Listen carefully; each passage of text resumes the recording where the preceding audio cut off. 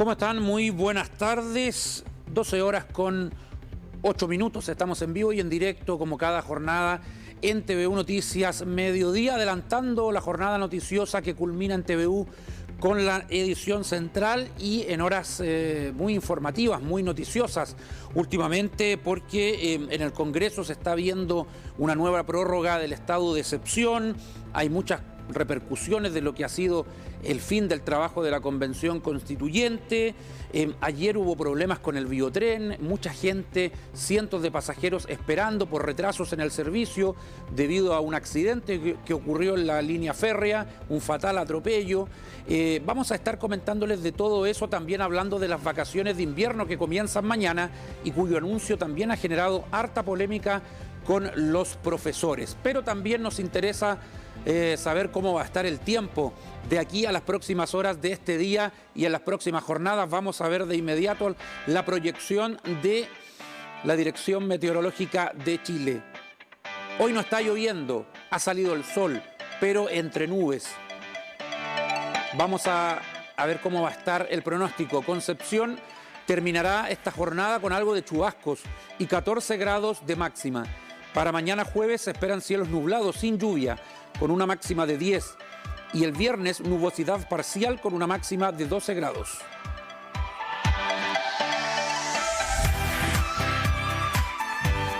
Los Ángeles y Biobío, nublado variando a parcial y también precipitaciones. Es decir, van a tener un cambio importante ahí en el tiempo los angelinos. 11 la máxima, nublado este jueves con 10 de máxima, parcial el viernes con 11 de máxima. Lloverá con sol, saldrá un arcoíris seguramente en Los Ángeles. Lebu y Arauco, también nublado, algo de sol, pero también lluvia. 12 grados la máxima esta jornada. Mañana nubosidad parcial con 10 grados de máxima y el viernes parcial con 12 grados de máxima.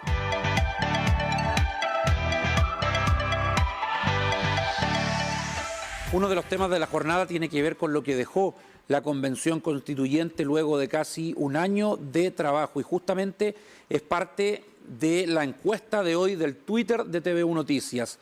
Terminó la labor de la Convención Constituyente tras casi un año de trabajo. ¿Qué te pareció? Gran labor y un hito, dice el 26%. No estuvo a la altura la convención, asegura el 55,8%. Bien, pero mucha polémica, dice el 17,3%. Faltó difusión, asegura el 1%. Ahí está la encuesta del día de hoy para que participe si es que no lo ha hecho. Si ya lo hizo, le agradecemos. Todos los días, de lunes a sábado, una encuesta en el Twitter de TVU Noticias.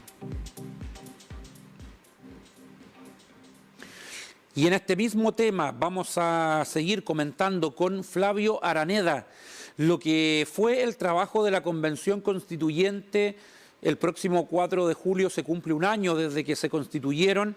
Aquel día va a haber un acto de entrega del borrador oficial, Flavio, pero estos casi 12 meses nos dejaron harto que poder revisar. ¿Cómo te va?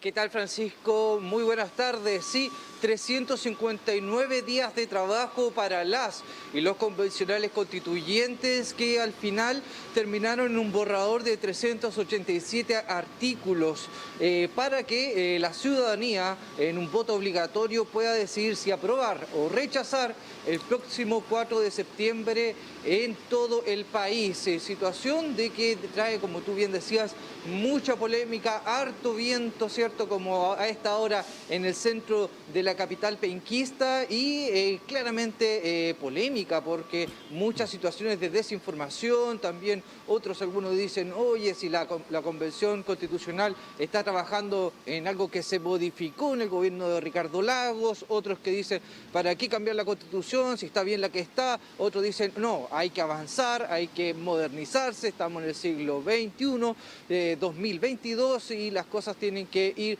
de una u otra manera transformándose, cambiándose, siempre teniendo el norte del bien común. Conversamos con la comunidad penquista hace breves minutos y durante la mañana, opiniones divididas, Francisco, pero todos y todas hay algo en común. que hay que leer el borrador antes de ir a votar. Están informados e informadas al momento de ejercer este rol democrático. Recordemos que esta Constitución nace, ¿cierto?, luego de una votación democrática con un porcentaje de participación muy alto e histórico, de hecho, y muchas otras cosas también se generaron a raíz del trabajo constituyente. Por ejemplo, se eliminó el párrafo que atribuía que por el estallido social se realizaba esta convención constitucional, algo que establecieron, ¿cierto?, en su momento los partidos políticos en noviembre del 2019, luego del estallido social. Escuchemos las palabras de Cristina Dorador, constituyente, que también estuvo en la región del Biobío, tuvo la posibilidad de conversar con TVU Noticias. Escuchemos qué fue lo que nos dijo. Bueno, ya nos quedan muy pocos días de que siga funcionando la Convención Constitucional. De hecho, hoy acabamos de terminar un gran hito, que fue la votación final del texto constitucional propuesto por la Comisión de Armonización. Es decir, ya pasamos del borrador a tener el texto final que se les va a presentar a los pueblos de Chile este lunes 4 de julio, día también donde se disuelve la Convención. Bueno, de los 155 convencionales constituyentes que eran en un inicio, luego se resta Rodrigo Rojas Bade por la situación, ¿cierto?, de mentira, con su situación de salud, y fueron al final 154 constituyentes que participaron en algo de 110 plenos y participaron de miles de votaciones. Recordemos, Francisco, que la Convención Constitucional no solamente se centró en Santiago, sino también se trasladó a regiones, siendo la región del Biobío la primera en que visitaron y estuvieron en varias comunas de la región, no solamente las capitales de cada provincia. También hace un mes más o menos se trasladaron a Antofagasta, sesionaron allá, estuvieron con las vecinas y vecinos de Antofagasta para ver cuál es la realidad tanto del norte como del centro-sur del país. Así que vamos a tener también las declaraciones, Francisco, de los convencionales constituyentes de la zona con respecto a qué les pareció el trabajo. Sí, evidentemente que esto está todavía muy fresco. Recién ayer terminó el trabajo de la convención. Me imagino que cansados también los constituyentes de todo lo que ha sido esta extenuante labor, más allá de la lectura política que se le dé. Y es cierto, con el correr de los días, Flavio, vamos a poder hacer un análisis más acabado de lo que fue el trabajo de la convención, pero coincido en que primero hay que leer el borrador. Importante que de casi 500 artículos bajara, o capítulos, bajara a 300 y algo, 387 me dijiste tú, lo cual es considerable, es decir, es leíble el documento perfectamente, y hay gente que se lee libros de 1000 hojas, perfectamente puede leer el borrador en 1 o 2 días, ya, y tener una opinión acabada para el plebiscito de salida. Ahora, en términos de hacer un balance, Flavio, de si fue bueno o malo el trabajo, yo creo que el electorado lo va a tener que dilucidar.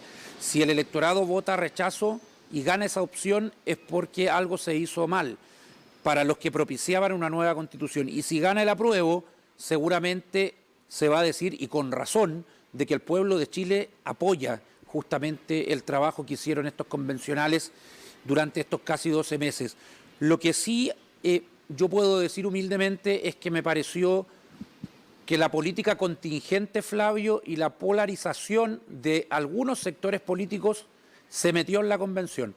¿Te acuerdas tú que en un inicio se trató de dar a entender de que acá iba a primar, como dices tú, el bien común, pero vimos en el camino que igual hubo intereses partidarios y que muchos convencionales estaban alineados con la opinión del Congreso tradicional? Entonces, creo que ahí los partidos igual muñequearon. Así que, bueno, algunos dirán esto es política y la política es así, pero creo que igualmente la política contingente, la política polarizada en Chile, algo hizo y creo que fue daño.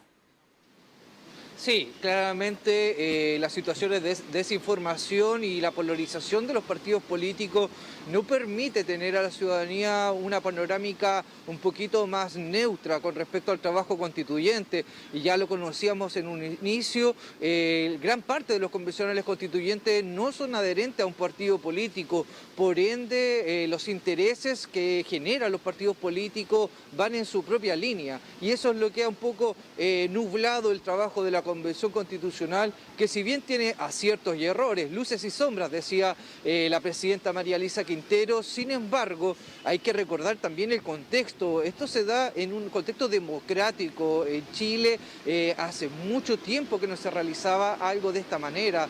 De hecho, es histórico por lo mismo. Y también considerar que estamos en una situación de pandemia, donde los paradigmas de las relaciones sociales han cambiado, la distancia también se ha mantenido. Sin embargo, pese a todos los obstáculos que podamos ver que nos da el hoy por hoy, el trabajo constituyente se hizo en menos de un año. Claro, le faltaron más o menos 6 días para que cumplieran un año, pero lograron sacar adelante una tarea que era titánica, claramente, para los 154 convencionales constituyentes. Y claro, lo que tú bien decías es también lo que opina la ciudadanía, que pudimos recoger acá en el centro de Concepción, que hay que estar informados al momento de votar. No solamente leer el borrador, sino también informarse qué es una constitución, qué norma esta constitución, las leyes, qué protagonismo tienen en esto, cómo se conforman, y a través de eso tener una visión clara al momento de votar en septiembre. Y yo creo que el trabajo de la convención fue de menos a más. ¿Te acuerdas tú que los primeros días fueron muy tumultuosos? Primero con la polémica en la ceremonia de constitución, con ciertos gritos, denuncias de agresión a personas familiares que acompañaban a los convencionales, la polémica, Flavio, porque no tenían un lugar donde trabajar, no tenían buena conexión a internet, un lugar donde alimentarse, y en el camino vino lo de Rojas Vade también y otras polémicas, pero sí es valorable que tú entrevistaste a Jaime Baza. En algún momento los convencionales hicieron un mea culpa de que algo se estaba haciendo mal, de que quizás estaban dando a conocer muchas polémicas que debieron quedarse adentro o que se exageraron, y eso le estaba haciendo daño. Luego vino un periodo en que la convención se encerró entre 4 paredes, algo que nosotros decimos que es malo en política, pero creo que en esta instancia es bueno que se dedicaran a sesionar y a avanzar, porque se lo estaba molestando el tiempo que pasaba y pasaba y pasaba, y se temía que no iban a alcanzar. Luego bajaron las polémicas, Flavio, se dedicaron a trabajar, y luego lo que hizo polémica o causó debate eran las propuestas, más que supuestas fiestas, más que agresiones, insultos y otro tipo de cuestiones. Y eso es mucho mejor que lo que te nombraba recientemente, que se debata por las ideas. Así que yo creo que la convención terminó mucho mejor de lo que empezó. ¿Ya? Y lo de las encuestas, bueno, tú sabes que las encuestas son muy cambiantes, Flavio. Hace un par de días o un par de semanas el apruebo estaba repuntando, prácticamente empatado con la opción rechazo. Ahora aparece una encuesta con el rechazo despegado. Probablemente en una semana más eso pueda cambiar. Hay que tomarlo con mesura. Sí, sabemos que las encuestas son radiografía de la semana o el tiempo, el intervalo en que estas se realizan, y claramente son los eventos, las noticias de ese momento, de ese intervalo, las que marcan también la visión de las personas encuestadas. Sin embargo, tal como tú dices, fue de menos a más la convención, y en el ámbito comunicacional también hay plataformas en YouTube, chileconvención.cl también, donde usted puede ver cada minuto del pleno, cada sesión que se realizó, cada temática de las 7 comisiones y luego de las 3 comisiones creadas. Usted la puede ver y ver en cada minuto qué se habló, qué se conversó, que se expuso también las exposiciones de la ciudadanía, organizaciones, gente experta, comunidades científicas, hablaron, presentaron sus proyectos a la Convención Constitucional para que de esta manera se generara una pluralidad de información a los convencionales constituyentes que, si bien de otra manera fueron rechazadas gran parte de las primeras propuestas, luego volvían a la comisión y fueron rearticuladas y de esa manera volvieron al Pleno y fueron aprobadas. Pero si usted tiene cualquier duda o necesita más información, chileconvención.cl, ahí está el trabajo de la propia Convención Constitucional y también los videos de los plenos y las votaciones que hubieron en estos 359 días. Sí, es muy importante la votación del 4 de septiembre, es un plebiscito vinculante y es de voto obligatorio. Se desmitificaron algunas cuestiones, por ejemplo, se dijo que iban a cambiar la bandera, los símbolos patrios siguen siendo los mismos. No se tocó el escudo, no se tocó la bandera nacional, no se tocó el himno. Eso va a seguir siendo parte de los símbolos oficiales del Estado de Chile, eso no va a cambiar. Tampoco cambia el modelo económico. El modelo económico sigue siendo capitalista, ¿ya? Ojo con eso. Pero lo que pretende la Convención es dar un techo de leyes, de normas que puedan hacer del Estado de Chile un Estado más justo, con un cambio en el paradigma de salud, priorizando la salud pública. Eso se tendrá que ver en el camino, cómo va a resultar. Mayor empoderamiento a los pueblos originarios, el reconocer a Chile como un Estado o una república intercultural, ¿ya? Y ahí se innova claramente, y donde se innova también es con la eliminación del Senado y el nacimiento de la Cámara de las Regiones y las asambleas locales. Ahí sí que hay cambios sustanciales que usted, señora, señor, tendrá que decidir si los apoya o no en el plebiscito de salida. Pero en términos de símbolos patrios, de tradiciones, de días feriados, de celebraciones, eso sigue intacto. Flavio, esto va a dar mucho que hablar, así que seguramente lo vamos a tocar más adelante en otra oportunidad. Muchas gracias. Estamos atentos a tu nota para el Central. Hasta luego, nos vemos. Ahí estaba Flavio Araneda, conversando con él, haciendo un balance todavía recién, porque ayer se cerró la etapa de trabajo oficial de la Convención. Pasamos a otro tema que de igual manera es importante, porque a esta hora en el Congreso se tiene que votar. Esta jornada se tiene que revisar el estado de excepción constitucional para la macrozona sur. El gobierno pide una prórroga por otros 15 días de un estado de excepción acotado. Y serán los parlamentarios los que tendrán que votar a favor o en contra. Sin embargo, ya tenemos luces de que parlamentarios de Chile Vamos estarían condicionando el apoyo a la prórroga solamente en el caso de que el estado de excepción deje de ser acotado. El gobierno manifiesta una intención contraria a eso, de mantener el estado de excepción acotado, más allá de que son diferencias de forma, porque en el documento, en el decreto respectivo, en ninguna parte dice que el estado de excepción es acotado. Los militares tendrían la facultad de moverse por todo el territorio, pero no lo hacen porque obedecen a la orientación que da el gobierno a este estado de emergencia, que es acotado, que el gobierno quiere que siga siendo así, acotado a las rutas, pero en la derecha están ya amenazando con que no lo van a aprobar si es que sigue siendo un estado de excepción acotado.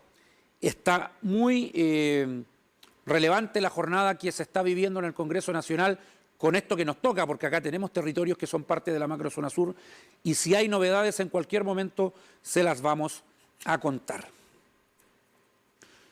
Vamos a tomar contacto ahora vía Zoom con la Seremi de Educación subrogante de la región del Biobío, Milka Leva. Seremi, ¿cómo le va? Muy buenas tardes. Buenas tardes, ¿cómo están? Muchas gracias por el contacto. Seremi, bueno, partamos tocando el tema de las vacaciones de invierno. Estamos a puertas de que comience este periodo de vacaciones adelantadas y extendidas, y donde todavía hay apoderados, profesores que dicen no tienen claridad. Me gustaría que clarificáramos el calendario para partir. Sí, bueno, el calendario tiene dos periodos. Un periodo de receso educativo que va del 30 de junio al 6 de julio y un segundo periodo que son las vacaciones de invierno que duran hasta el día 22 de julio, retomando las clases los estudiantes el día 25 de julio. Seremi, yo sé que de esto ha hablado el ministro, también la cartera de salud, pero ¿está justificado este adelanto de las vacaciones? Sí, sin duda. Esta es una justificación sanitaria. Hemos tomado esta determinación ya que la cantidad de camas UCI pediátricas disponibles son mínimas hoy día en el país. Entonces, ha sido necesario que se tome esta medida porque es lo que ha demostrado que disminuye la carga viral en el ambiente y en el contagio a niños, niñas y adolescentes. Es muy importante saber de que en este momento los niños se están contagiando con mucha mayor facilidad, sobre todo en la parainfluenza y el virus sincicial y el virus de la influenza. Son los tres virus que están atacando el sistema respiratorio de niños, niñas y adolescentes. Y de acuerdo a esa información, el Ministerio de Salud tomó esta decisión sanitaria para que podamos tener un periodo como de reposo de transmisión de este virus y poder entonces retomar las actividades presenciales educativas de la mejor forma para el segundo semestre. Seremi, estas variables que usted nombra, ¿no se proyectaron en su momento o se han conjugado factores que en marzo, abril quizás no se vislumbraban? Porque alguien pudiese decir, si sabían que venía un invierno frío, lluvioso, con enfermedades respiratorias, ¿por qué se volvió a la presencialidad, por ejemplo? Hay un factor muy importante que es el que ha ido determinando este estado de las condiciones de enfermedades respiratorias y tiene que ver con que los niños, niñas y adolescentes en tiempo de pandemia estuvieron mucho tiempo en sus hogares y los niños en general no tienen las condiciones inmunológicas para poder defenderse frente a estos virus. Entonces, si bien es cierto, estaba previsto las condiciones ambientales en las que se iba a desarrollar este invierno, lo que no estaba previsto era la respuesta inmunológica que iban a tener los niños frente a estas condiciones o frente a estos virus. Seremi, en estricto rigor, ¿hoy es el último día de clases? Hoy es el último día de clases. Ahora, a partir de mañana, viene el receso pedagógico o receso educativo, que dura hasta el día miércoles 6 de julio. Y a partir del jueves, los niños comienzan su periodo de vacaciones completo. Hasta el 25 de julio estarían volviendo. Pero mañana no tienen que ir al colegio. Desde hoy día ya se apartan hasta el regreso. Claro, en condiciones normales y es lo que nosotros esperamos que ocurra. Pero también sabemos que muchos padres y apoderados y cuidadores de niños no tenían previsto este periodo extra de vacaciones o de receso educativo y por lo tanto como ministerio también nos hacemos responsables y le hemos pedido a las comunidades educativas que mantengan los establecimientos abiertos, que diseñan actividades extrapedagógicas para los estudiantes y que además aseguren la alimentación escolar de aquellos niños, niñas y adolescentes que su alimentación la reciben dentro del colegio. ¿Pero eso es por la semana de receso o por todo el periodo en que no van a estar? Porque eso ha generado polémica. Los profesores dicen no entender esto que les causa incertidumbre. A ver, ¿en qué días van a estar los colegios abiertos? Los 5 días de receso pedagógico. A partir de mañana. A partir de mañana hasta el miércoles 6. Y después del miércoles 6 los colegios están cerrados. Están de vacaciones de invierno. ¿Y los profesores también? ¿No tienen que ir? Sí. Los profesores y los asistentes de la educación, a menos que se genere con los... los profesores deben estar en su periodo de vacaciones y los equipos directivos están dentro del colegio generalmente durante las vacaciones de invierno en sistema de turno. Los profesores, el colegio, se ha quejado señalando de que ellos están para enseñar, no para entretener, y que no están de acuerdo en que se los mantenga una semana recibiendo a niños con actividades. Sí, por eso nosotros como Ministerio de Educación estamos hablando de receso pedagógico, receso educativo, receso escolar para los niños, porque son los niños los que necesitamos que salgan del sistema educativo y que se queden en sus casas para disminuir esta cantidad de virus que andan en el ambiente. Entonces, los profesores tienen en este periodo de receso que cumplir sistema de turnos. Muchos establecimientos ya han organizado este sistema de turnos y tienen dispuesto ya todas las actividades que van a desarrollar dentro de los establecimientos educacionales. Son solo 5 días y estos 5 días es porque al adelantar, al solicitarnos el Ministerio de Salud que nosotros adelantemos el periodo de tiempo en que los niños no estén yendo al colegio de manera presencial, entonces muchos apoderados tuvieron dificultad de cómo organizar estos 5 días que nos obliga el Ministerio de Salud a tener los niños fuera del sistema.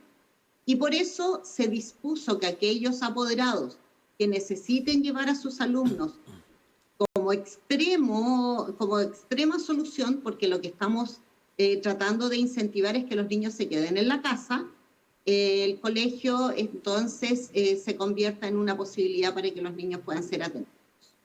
Por último, ¿esto no va a influir en el término del año escolar? ¿No lo va a alargar, por ejemplo? No, estos días son sin recuperación y no va a alargar el sistema, el proceso educativo, ni van a tener que recuperar estos días. Milka Leva, Seremi de Educación Subrogante de la región del Biobío, gracias por conversar con TVU.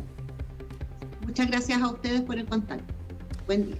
Ahí estaba la información aclaratoria referente a las vacaciones de invierno, que claro, hay un periodo de receso docente o educativo que comienza mañana hasta el 6 de julio, los colegios van a estar abiertos, los niños pueden ir a actividades extraprogramáticas y a recibir alimentación, y posteriormente a eso ya empiezan las vacaciones. Nosotros pusimos ahí comienzan vacaciones porque claro, los niños no están obligados a ir en este periodo de receso, así que pueden tener vacaciones desde mañana, me imagino, desde ya.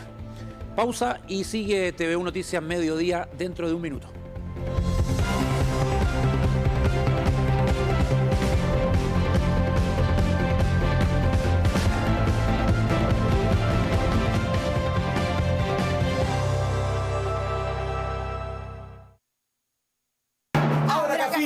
Deja entrar a tu hogar la magia de la internet más rápida y estable de Chile, cambiándote con los expertos en fibra del país. Contrata hasta 1000 megas de internet fibra simétrica y olvídate de vivir sin mundo. Revisa nuestras ofertas en tumundo.cl o llamando al 600 9100 900. Comprobado. Esto sí es fibra. Pero con respeto.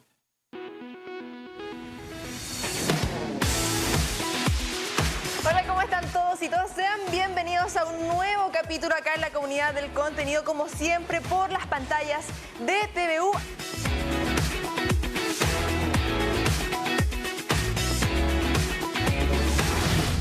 Efectivamente, esto de rebajar la jornada es un anhelo de los trabajadores en general hace mucho tiempo, y esto se convierte en proyecto del año 2017 por moción parlamentaria. Algunos parlamentarios lo ingresan, avanza en el primer trámite y se queda estancado el 2020 en el segundo trámite, que queda en el Senado. Y desde ahí ha estado durmiendo como muchos proyectos, sí, ¿cierto?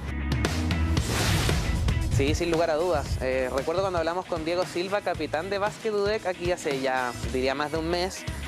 Estaban en la etapa regular del torneo, pero él hablaba de las convicciones claras del equipo. Ellos iban por el bicampeonato, era el objetivo que tenían y lo lograron a fin de cuentas con una tremenda campaña. Jugaron 24 partidos en la fase regular, ganaron 20, apenas 4 derrotas, 6 derrotas en la totalidad del torneo, 2 ante Leones de Quilpón.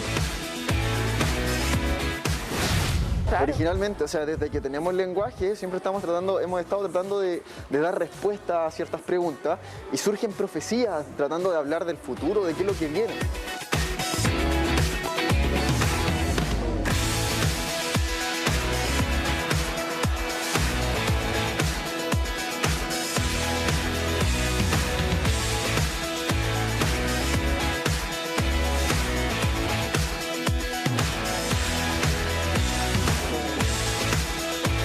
Nos vemos desde lunes a viernes a las 14 horas por las pantallas de TVU.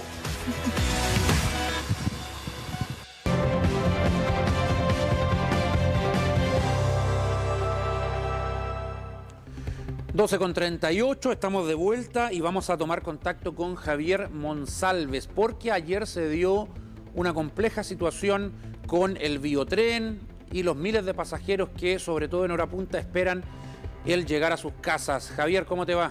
Buenas tardes. Buenas tardes, Francisco. Sí, oye, dato aparte, está helado, está frío. Apareció el solcito, la lluvia se ha ido un rato, pero está bastante helado comparado a cuando salimos en la mañana. Cuéntanos, Javier, de la situación que se vivió ayer en la tarde-noche, harta reacción en redes sociales. Sí, situación que se vive en Coronel, Camino Coronel, lamentablemente falleció una persona arrollada por el biotren. Las causas aún se investigan, la situación es que es toda una cadena de sucesos. Ocurre esto y lamentablemente también se retrasa el servicio del biotren. Colapso en la hora punta principalmente, que hace que los pasajeros se peleen básicamente por quién ingresa primero al carro. ¿Hay protocolos o no? ¿Hay un plan de contingencia para esta situación? Conversamos con FESUR durante la mañana, quien lamentó, por supuesto, este suceso, donde no solamente se genera esta situación, lamentablemente, del colapso del sistema o una gran demanda del sistema y también tardanza del mismo, sino que también hay familias que lo pasan mal. Por ejemplo, la familia de la persona que fallece, la familia de la persona del conductor también que va a cargo de biotren. Entonces son varios los factores que hay en juego. Le preguntamos por protocolos de acción frente a esta situación, si es que hay carros adicionales o no, si también hay buses que quizás podrían servir como de acercamiento. Esto es lo que nos contestaron durante la mañana de parte de FESUR. Existe un protocolo de contingencia, pero siempre se privilegia la posibilidad de dar continuidad al servicio ferroviario. De hecho, nosotros estuvimos circulando por la línea 2 que estaba disponible, ¿cierto?, en el sector donde fue el accidente para continuar los servicios en el biotren. Sin embargo, tuvimos que suspender algunos de ellos producto de esta circunstancia. Nosotros privilegiamos eso, ¿sabes tú por qué? Porque hay una situación bien puntual en la ruta 160. Cuando tú metes buses hacia allá que tienen que dar vuelta, volver acá, la verdad que los tiempos de viaje no son los adecuados para prestar una buena solución a nuestros pasajeros. Sí, es compleja la situación, Francisco, ahí teniendo en cuenta que, por ejemplo, si tuvieran buses de acercamiento, que los hay, por lo menos hay buses que podrían operar en aquello, se prioriza el uso del biotren en ese sentido, porque, claro, sería más complejo para los pasajeros incluso utilizar el bus y más se demorarían quizás en la ruta 160 por la complejidad del tránsito. Le preguntamos a los pasajeros cómo viven esta situación. Cuando pasan este tipo de accidentes y cómo reacciona básicamente la gente en los andenes, y también si es que ven con viable o no el tema de tener buses de acercamiento. Le consultamos y esto es lo que nos dijeron durante la jornada.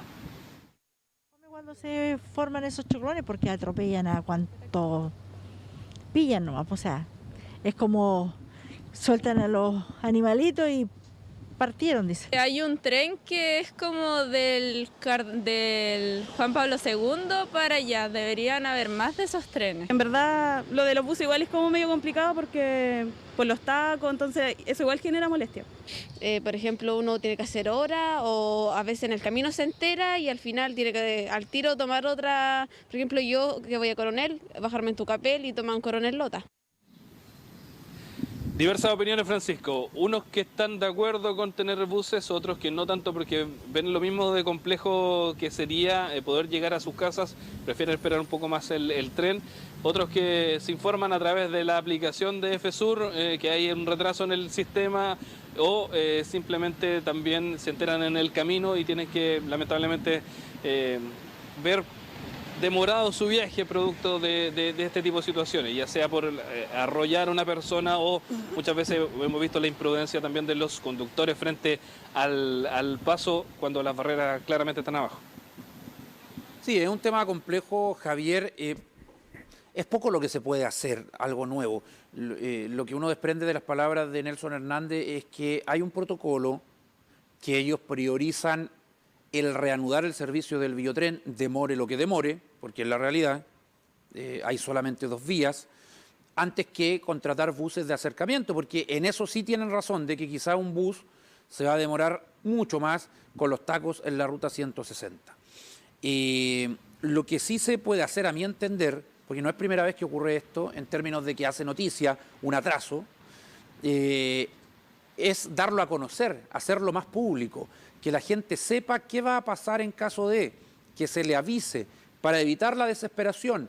Así la persona puede llamar a su casa, a sus familiares, decir, voy a llegar tarde, hay una interrupción del servicio, y conocer bien en detalle lo que pasa, para justamente calmar la situación. Ahora, claro, es fácil decirlo desde acá, los que no vivimos del Biobío al sur, no sufrimos esto de las esperas, y acá no tiene nada que ver con el accidente, porque en el Biotren antiguo, no, afortunadamente hasta ahora, había muchas veces falla eléctrica, Javier, otro tipo de incidentes, y se interrumpía el servicio, y todos criticando al Biotren, que cómo era posible. Bueno, se contrataron o se trajeron carros nuevos, chinos, no han fallado, han estado funcionando muy bien, sino que acá lo de ayer fue por un accidente lamentable, y bueno, hay que esperar nomás, pero obviamente que la gente que va hacia Coronel ya le ha pasado esto de esperar harto, Javier, en otros momentos, entonces por eso que están un poquito cansados de la situación.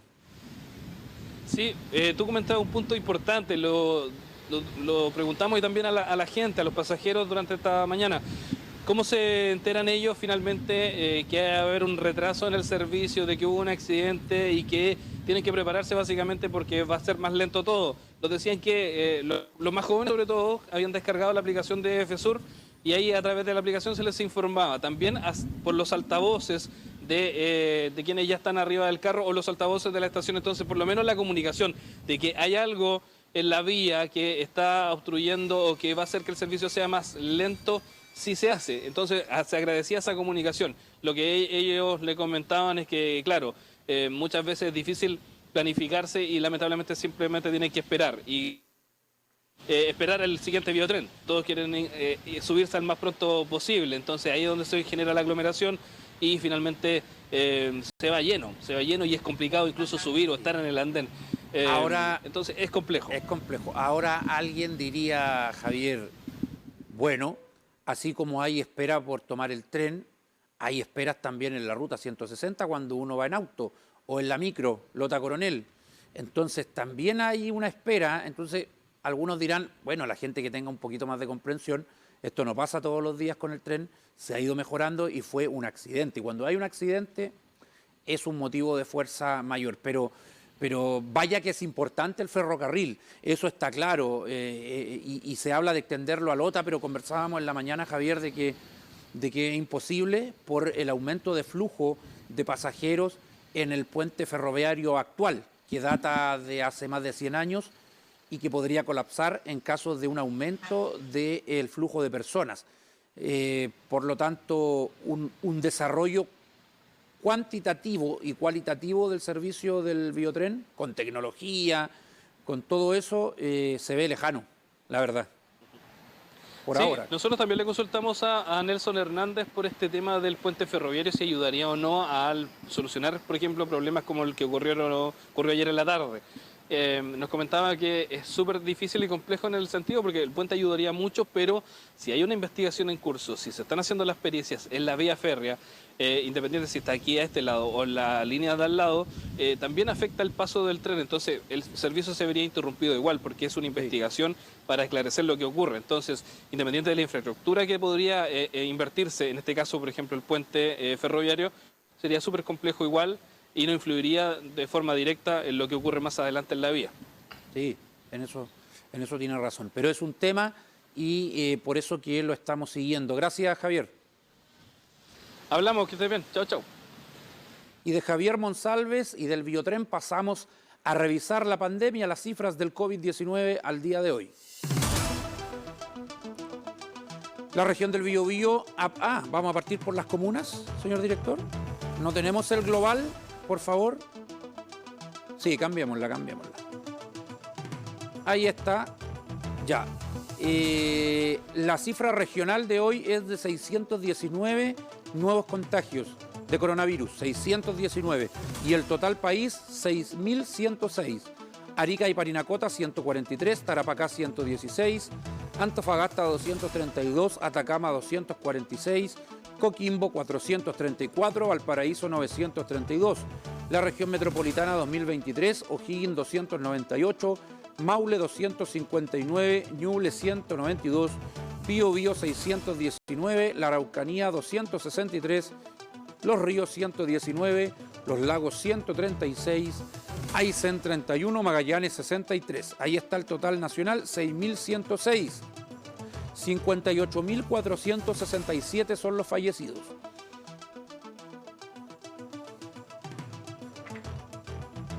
La provincia de Concepción, 309 casos nuevos. La de Biobío, 64. La de Arauco, 40. Otras regiones, 2. En investigación domiciliaria, 204. Los activos han bajado harto, pero mañana se espera un alza de casos. 4.176 son los activos. Por comunas, Concepción 95, Los Ángeles 30, Coronel 13, Talcahuano 52, San Pedro 22, Hualpén 42, Tomé 42, Chihuayante 7, Penco 15, Alto Biobío nada, Lota 2, Arauco 10, Hualqui 11, Cabrero 9, Laja 3, Nacimiento 5, Yumbel 5.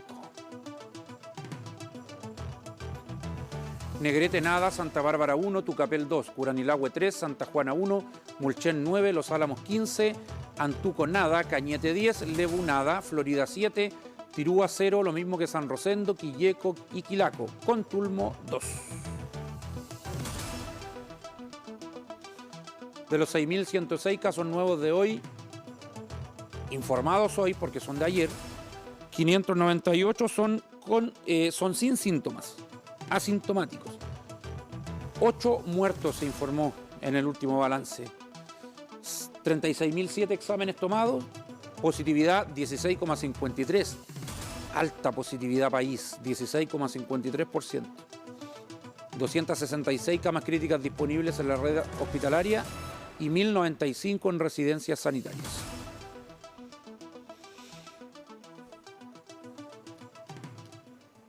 El gobierno acá en la zona, el gobierno regional y la delegación presidencial se unieron, no lo hacen siempre, para comprometerse en avanzar en equidad de género desde sus testeras como autoridades públicas y el servicio público. Veamos la nota.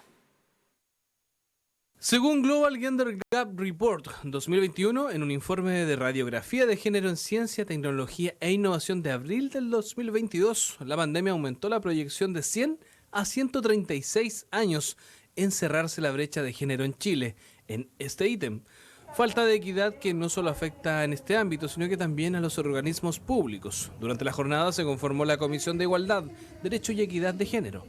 Recoger el diagnóstico, que es un diagnóstico que ya existe en distintas instancias respecto de las necesidades, respecto de las brechas de género, y poder entregar soluciones concretas a esto. Por eso estamos acá con nuestros ceremis de las distintas carteras.